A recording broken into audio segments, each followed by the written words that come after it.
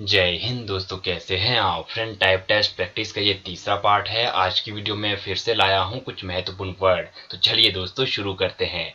दोस्तों, आपको ज्यों के त्यों वर्ड टाइप करने हैं, जैसे जैसे मैं बोल रहा हूं, या फिर अपने मोबाइल की स्क्रीन को वाइड कर दीजिए। आप उस तरह से कंप्यूटर में, लैपटॉप में टाइपिंग सीख सकते हैं, प्रैक्टिस कर सकते हैं। तो चलिए फ्रेंड शुरू करते हैं। हमारा पहला जो वर्ड है वो है फ्रेंड्स HERE। ठीक है फ्रेंड, WHERE,